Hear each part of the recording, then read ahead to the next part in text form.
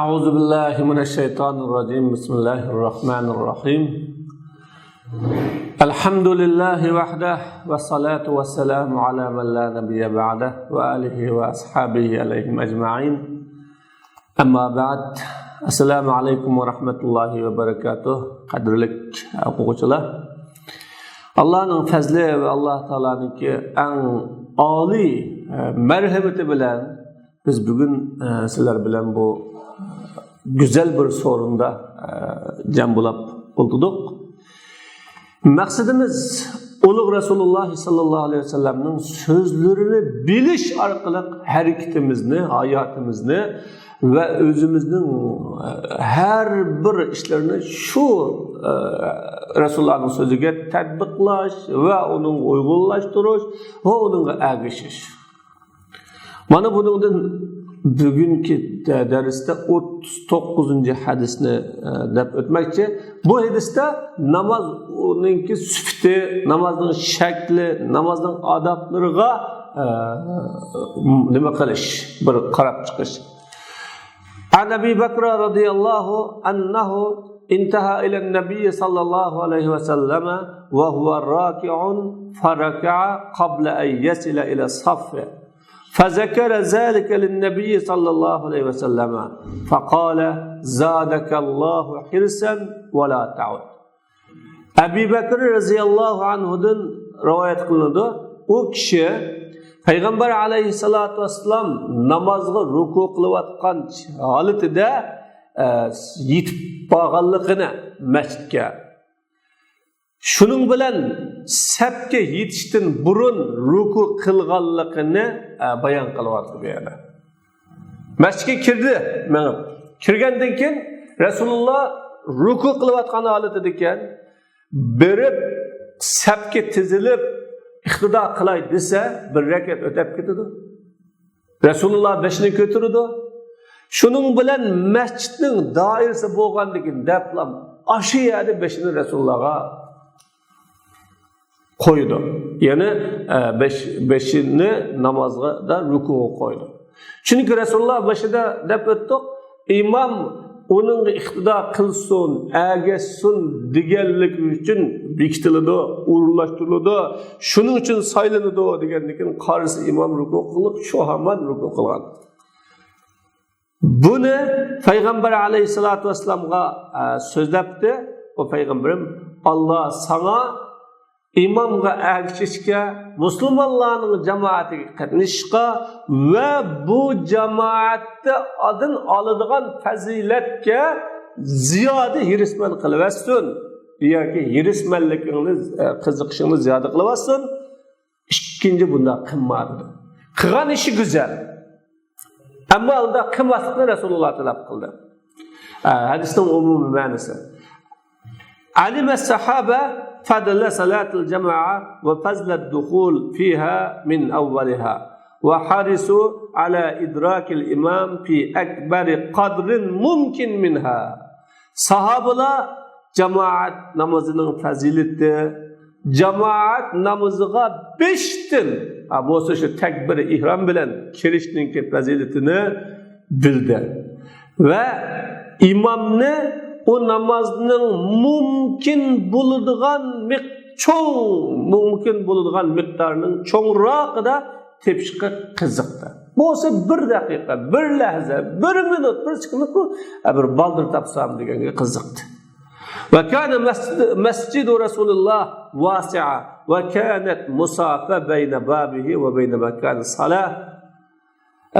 ودخل أبو بكر المسجد متوضئا ورأى أن الصلاة قد أقيمت وأن الإمام كاد يركع أو قد ركع بالفعل فانطلق يجري حتى اضطربت نفسه ولم ينتظر حتى يصل إلى الصف ويقف ثابتا فيه ثم يكبر لكنه كبر تكبيرة الإحرام قبل أن يصل إلى الصف بخطوات ثم انحنى وركع وهو بعيد عن الصف ومشى خطوات منحنيا حتى وصل إلى الصف وصوت نفسه يتردد ويسمع فلما انتهى رسول الله صلى الله عليه وسلم وانتهى معه أبو بكر والصحابة قال صلى الله عليه وسلم أيكم الساعي أيكم الراكع دون الصف أيكم دخل الصف وهو الراكع أيكم صاحب هذا النفس قال أبو بكر أنا يا رسول الله خشيت أن تفوتني الركعة معك وكانت أخطاء أبي بكر ثلاثة السعي الشديد والركوع دون الصف والمشي إلى الصف راكعا. Resulullah sallallahu aleyhi ve sellem'in mescidi kengiri azad etti. Mescidinin dervazesi bilen namaz okutkan urunun arasında Musaf beydi. Dervazı xilivek yirak. Mescidinin meydanları var, seyna sahneleri var. O yerden mangandın ki namaz okudu ayağı vardı. Ebu Bekir mescide elip kirdi. Ve Peygamber Aleyhisselam namazın tuzup bulunganlıqını kördü. İmamның ruku qıgılı qopqanlıqını yoki amaliyatda ruku qilayotganligini kördü. Fantalaq şunun bilan o yugurishga başladı. Nihoyat ko'ngli elishib ketdi. Yani hasrab ketdi. Ve sapga yetib borganga qadar kutmay ve o yetib borganga qadar sapda mustahkam turganga qadar mustahkam turib takbir anıqdekin takbir etganga qadar kutmadi. Lekin o ilk ihram takbirisini takbir etlam sapga yetishdan bir necha qadam burun etlam anıqdekin qanday qildi egildi. Ve septin yirakta turup ruku kıldı. İgilgen haletide sepke yetkenge kadar kadem aldı. Ruku kıldı, ruku kılıp igilip turup gıldır ketti. Ve onunki timik avazı göpüldep çıkıp turattı, anlanıp turattı. Resulullah sallallahu aleyhi ve sellem bika oldu. Resulullah bilan birga Abu Bakr ve sahabalar bika oldu. Hemmesi o'qib oldu namazını. Peygamberim yugug'ini qaysinglar? Sapga kami turib ruku qilganingni qaysinglar? Sapga ruku qilgan holatida ketilganingni qaysinglar? Dakhala bu yerda sapga kirdi emas, sapga qatildi. Sapga qo'shilganingni qaysinglar? Bu tiniqning hap tiniqninki ilgisi qaysinglar deb so'radi. Abu Bakr ya Resulallah sen bilan bir rakat o'tib ketishdan ansirdim dedi. Abu Bakrning xatoligi 3 edi. Qattiq yugurish, sapga kami turib ruku qilish, sapga ruku qilgan holatida kelish. Mana bu 3 xil xatolikni biroqlamiz ishlagan. Sapga kamidi, sapga ruku qildi, ruku qilib turib mangdi.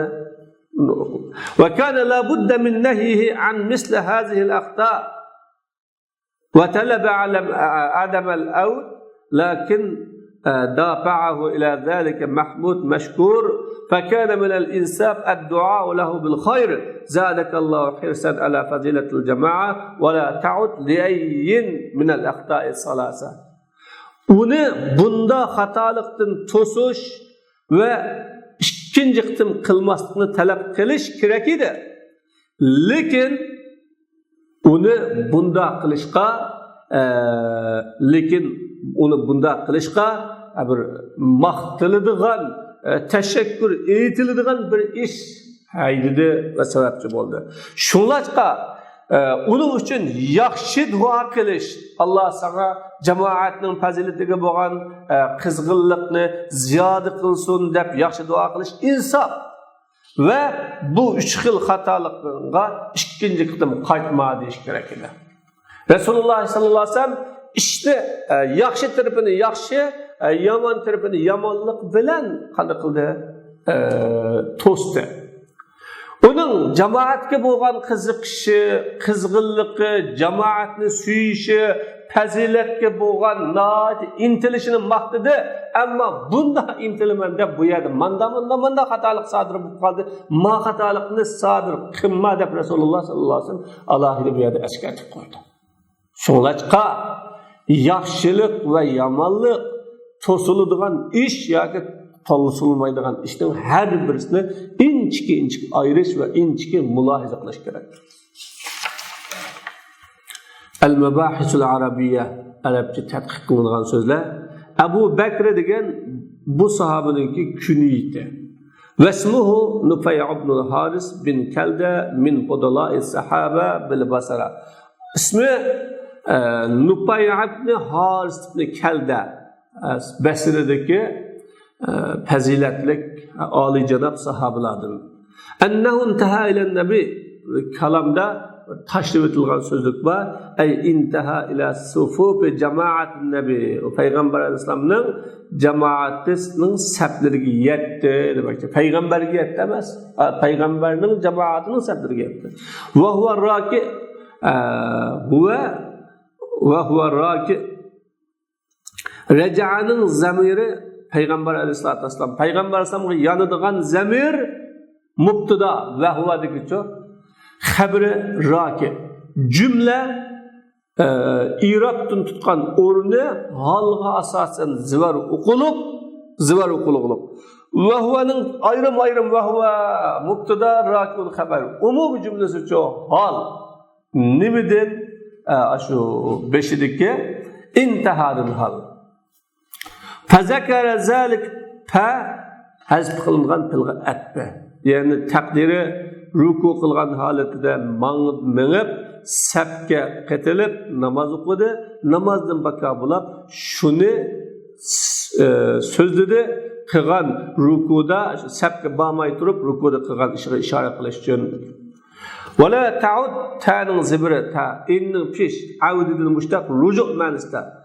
Bazı mesabihinin Mişkatul Mesabihinin şerh yazgıcılarının bazı ta'nın pişi innin ziri bilen tu'id deb i'adedil mushtaq qilganlar bor. Qayta qilmasam buludu, i'ada qilmasam buludu demektir. Yani hadisning mazmuni raka'a sahabi qabla yasila ila saf hirsan ala idrak ar-raka jama'a wa an-nabiy sallallahu alayhi wasallam wa liza lam yazjuruhu bal da'a lahu bi ziyadati al-hirs ala al-khayr sima wa annahu lam ya'ti bima yufsidu as-salah لأن مشيه كان خطوة أو خطوتين. Hadisning mazmuni bir sahabe sapga kelishdan burun, yani sapga kelib yetishdan burun jamoatni yani Payg'ambar alayhisolatu vasallam bilan birga Payg'ambar alayhisolam bilan Payg'ambar alayhisolam bilan jamoatni tepish uchun bir jamoat bir rakatni tepish uchun tirishib ruku qilyapti.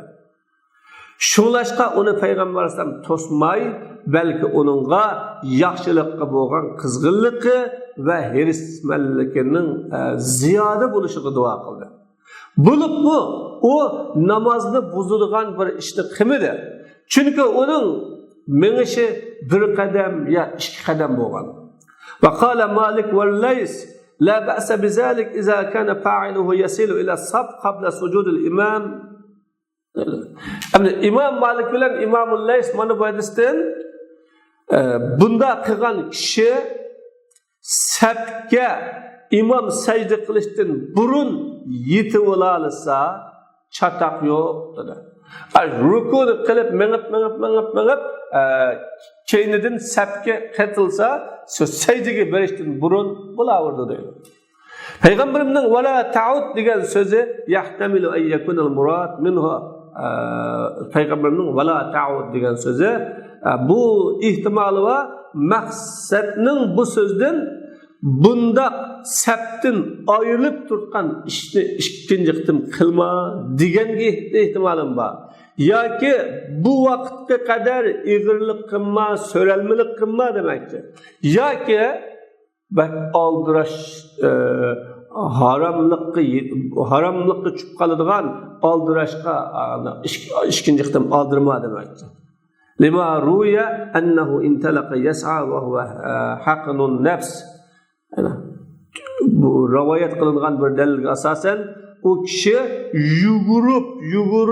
yugurib keldi va Allohning cho'ngni siqiliqlik nafsi siqiliqlik.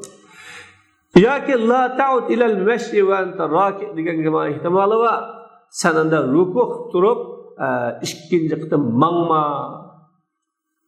sapga yetish uchun sapga yetaman deb ruku qilgan holatda mangma degan ehtimoli bor.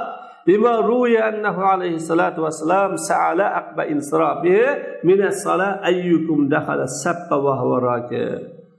Payg'ambar alayhi salatu wassalamdan namazdan o payg'ambarim namazdan baka bo'lgan chig'ida sizlarning qaysinglar ruku qilgan holatda sapga ketildi deb so'rganligi rivoyat qilingan bo'lsin. Rasululloh shunday bir so'rgan emasmi? So'rgan bo'g'achqa qanday bo'lganda ruku qilib turib sapga qatilish to'g'ri emas ekan degan bu xil qarashni asos qilib turib bunga yanma deganda shunga dalil qilganlar bor. Faqala Abu Bakr ana va ka'annahu bihazal istifsar la yarza am misl zalik. Abu Bakr mundaq dedi. Men dedi. Xuddi payg'ambar sam bu xil tushuntirishni talab qilish bilan bunda ishga rozi bo'lmaydigandek. Chunki bu menish gerçi namozni buzmusimi, buningda namoz o'quvchining o'zini ruku qilgan holatda menishida chorvaliga o'xshatganlik bor. Bu namoz o'quvchining holiga loyiq emas. Ruku qilib turib bunqanlik degan xuddi to'tli hayvonning banqanligiga o'xshaydi. Shuna o'zingni bundaq hayvonlarga o'xshatadigan ishni qilmasan demakdir.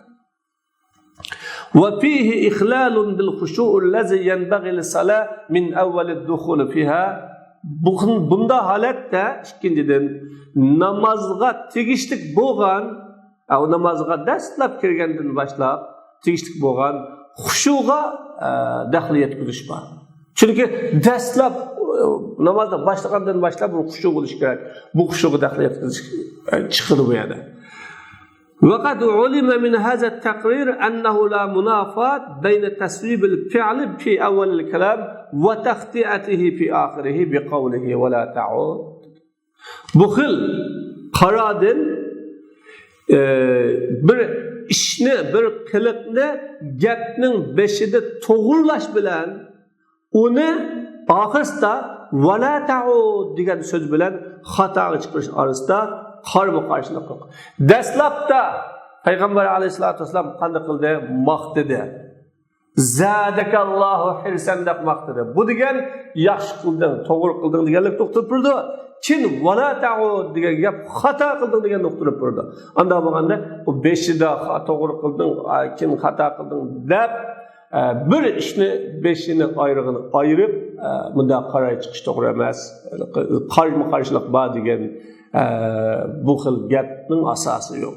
Lianna kullan minhuma mahmulun ala jihat. Chunki bu ikki ishning har biri bir tarafga yuklangan.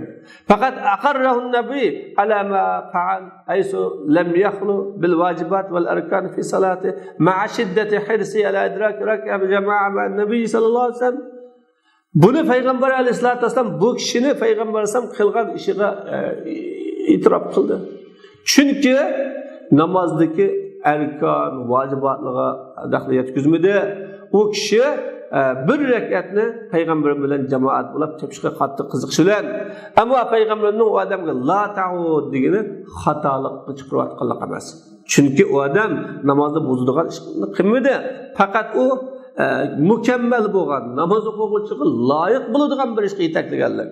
Hatto bu odam kelgusidimi bir yaxshiroqqa, afzalroqqa ko'ngil bo'lsin, rioya qilsin uchun.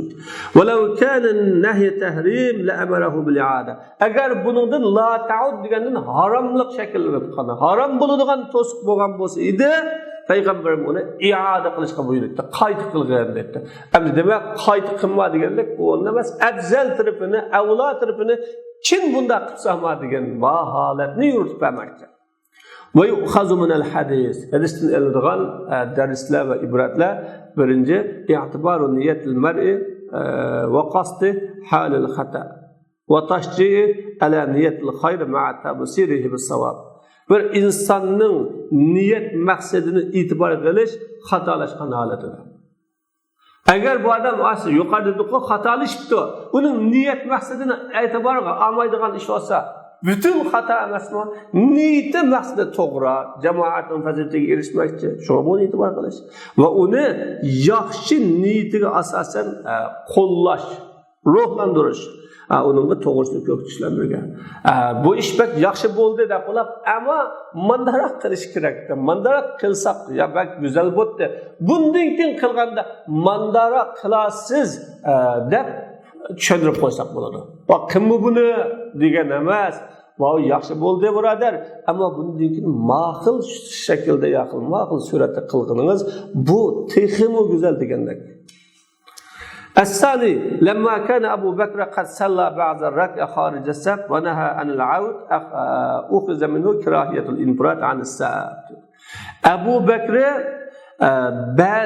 bir rekatning ba'zisini safning teshida namoz o'qigan bo'lg'achqa payg'ambar alayhisolatu vasallam yenishdan to'sdi. Ikkinchi qilmadi.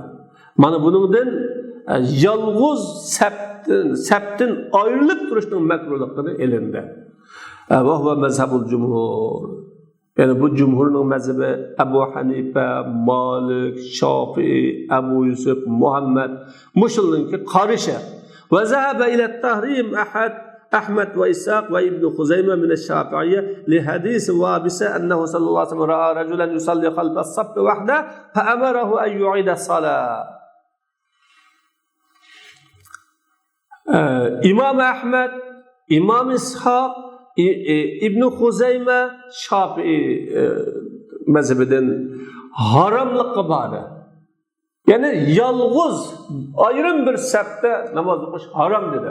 Ama cumhurun maliçi bu mekruh dese mağlu haram dedi. Çünkü vabisinin bir hadisi var.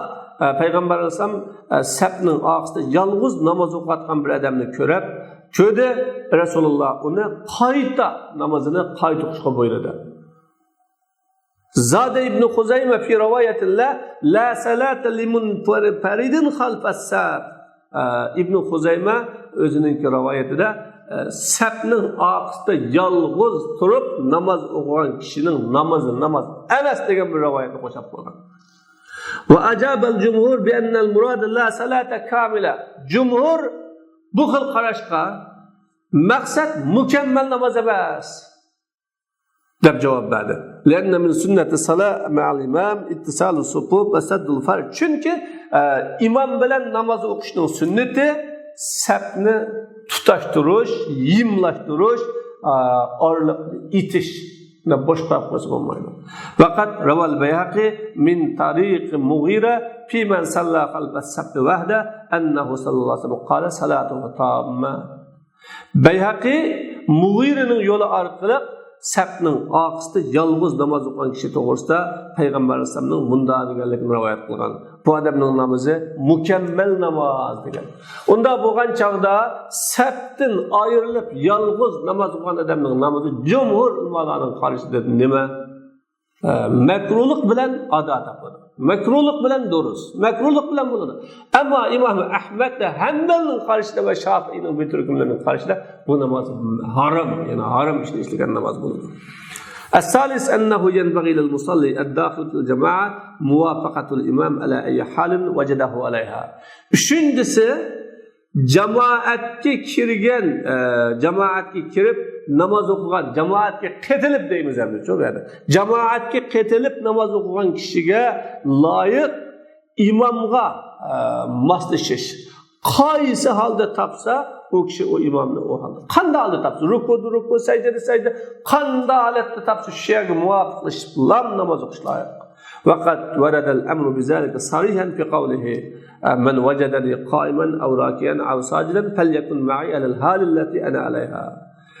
Bu to'g'riliq uçuq buyruqmi kelgan payg'ambarimning so'zida qanda bir kishi meni yurib turgan yo ruku qilgan yo sajda qilgan holatimda topsa u kishi men bilan men qaysi holatda bo'lsam shu holatda bo'lsin deb buyruqmi kelgan. Shuning uchun bu yerda qaysi holatda bo'lsa shu holat bilan iqtido qilish kerak. Shu holatni asos qilish kerak. Allah Teala dersimizni umum Müslümanlığa menfaatli kılsın. Allah Subhanahu ve Teala her bir kişini bu peygamberin sünnetleri bilen sohbetleşmeye nasip kılsın. Allah bu dersine ve başka yaxşılık uğurlarına yetkizişke her bir Müslümanı iştirak kılsın nasip kılsın. Ve ahir davana elhamdülillahi rabbil alemin.